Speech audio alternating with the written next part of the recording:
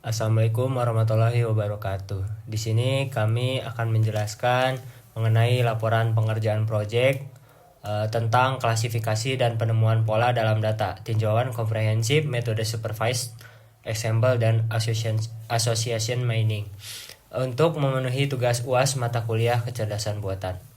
Dan laporan ini disusun oleh yang pertama Alif Saipullah, Muhammad Faisal Akram, dan Muhammad Rezal Ghifari. Dan untuk bab pertama yaitu pendahuluan, untuk latar belakang di sini kami laporan ini membahas tentang penerapan machine learning pada masalah klasifikasi, yaitu proses pengelompokan data ke dalam kelas tertentu berdasarkan pola dari data sebelumnya. Untuk klasifikasi banyak digunakan dalam kehidupan nyata seperti diagnosis penyakit, klasifikasi email spam, dan pengenalan objek. Berdasarkan 10 jurnal terbaru tersebut, metode klasifikasi terbukti efektif karena data memiliki label yang jelas dan fitur yang terukur. Lalu untuk tinjauan pustaka di sini, pertama kita menggunakan machine learning, yaitu machine learning merupakan cabang dari artificial intelligence yang memungkinkan sistem komputer untuk belajar dari data meningkatkan performanya tanpa diprogram secara eksplisit. Lalu yang kedua, kita menggunakan klasifikasi. Klasifikasi adalah memetakan data ke dalam kelas atau kategori tertentu berdasarkan fitur yang dimilikinya. Lalu selanjutnya ada supervised learning. Di sini merupakan pendekatan machine learning yang merupakan data berlabel dalam proses pelatihan. Lalu selanjutnya ada unsupervised learning, bekerja tanpa data berlabel dan bertujuan menemukan struktur tersembunyi dalam data. Lalu selanjutnya kita menggunakan decision tree, adalah algoritma klasifikasi yang membentuk struktur pohon berdasarkan atribut pemisah terbaik. Lalu selanjutnya ada support vector machine. Di sini adalah algoritma klasifikasi yang mencari hyperplane optimal dengan margin terbesar antar kelas. Terus selanjutnya ada k-nearest neighbor. Di sini merupakan algoritma berbasis instant yang mengklasifikasikan data berdasarkan kedekatan jarak dengan data lainnya. Lalu selanjutnya ada naive Bayes. Di sini adalah algoritma probabilistik yang menggunakan teorema Bayes dengan menggunakan independensi antar fitur. Terus selanjutnya ada random forest, merupakan metode ensemble yang menggabungkan banyak decision tree untuk meningkatkan akurasi dan mengurangi overfitting. Terus selanjutnya ada algoritma asosiasi. Algoritma asosiasi digunakan untuk menemukan hubungan atau pola keterkaitan antar item dan dataset. Lalu selanjutnya ada a priori. Di sini adalah algoritma asosiasi klasik yang bekerja menghasilkan kandidat item set dan melakukan pruning berdasarkan minimum support. Lalu selanjutnya ada FP growth. Di sini dikembangkan untuk mengatasi kelemahan a priori dengan menggunakan struktur FP3.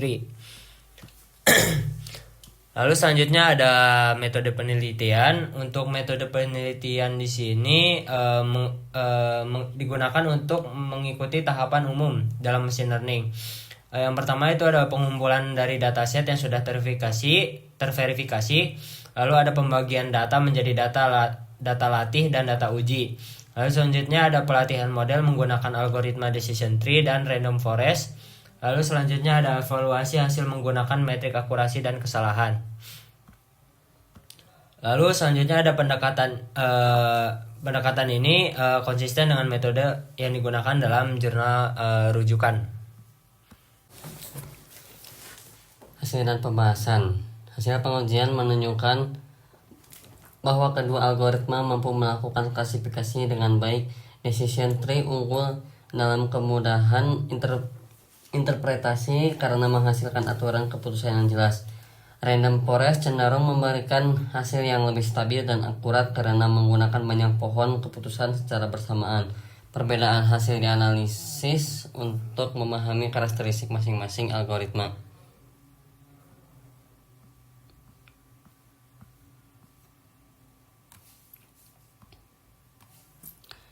Kesimpulan berdasarkan hasil penelitian, Dan kajian jurnal dapat disimpulkan bahwa metode klasifikasi berbasis machine learning efektif untuk dataset berlabel seperti iris.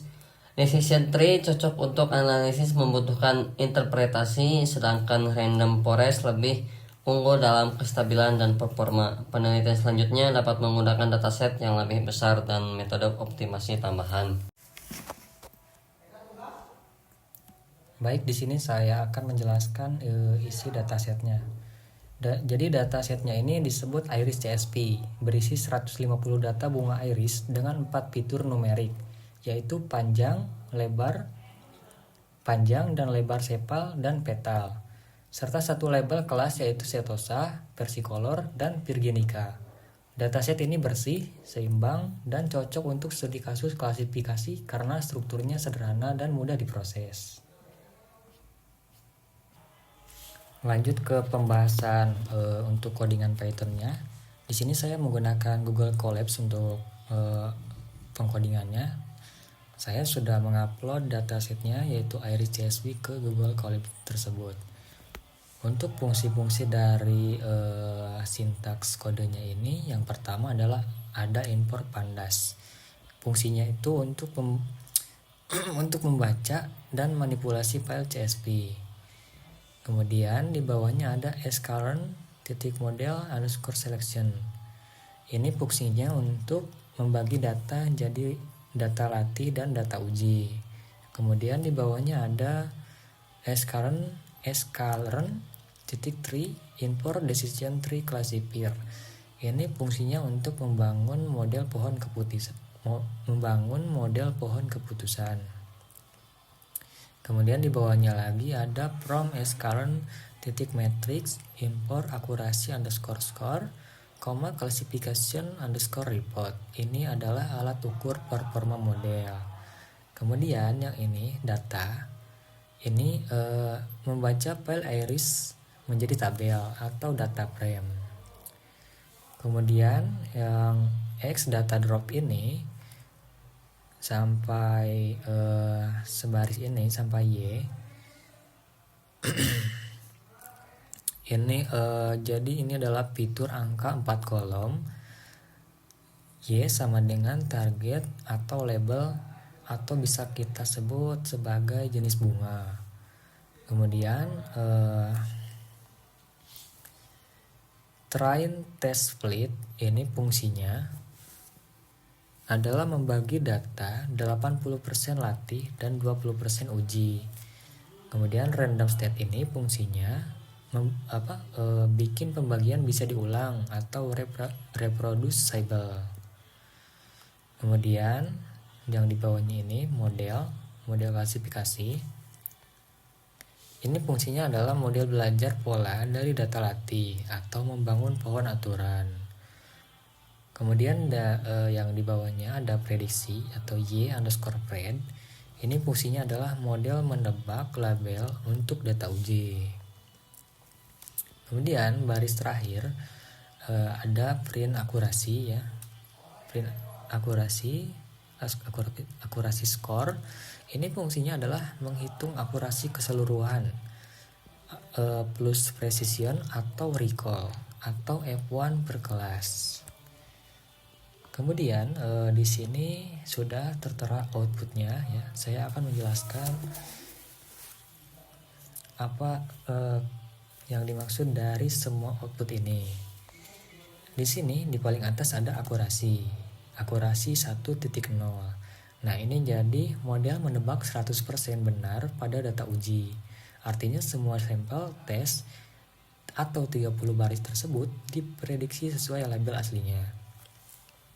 Kemudian yang bagian support ini adalah support per kelas yang terdiri dari 10 setosa, 9 versicolor, 11 virginica. Jadi totalnya 30 sesuai test_site sama dengan 0.2 dari 150 data. Kemudian di sini ada precision. Isinya adalah 1.00 untuk tiap kelas.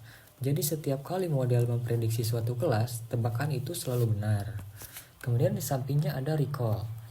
Recall itu 1.00. Jadi dari semua contoh sebenarnya di suatu kelas, model berhasil menemukan semuanya. Kemudian di sampingnya lagi ada F1 score. F1 score itu 1.00, jadi harmonisasi, precision, dan recall jadi juga sempurna. Jadi intinya kami pakai decision tree pada dataset Iris ini. Hasil demo ini menunjukkan akurasi 100% pada test set 30 sampel. Namun karena datasetnya kecil dan sifatnya mudah dipisah, hasil sempurna ini perlu diverifikasi lebih lanjut dengan cross validation dan model tambahan untuk memastikan tidak sekedar kebetulan atau overfitting.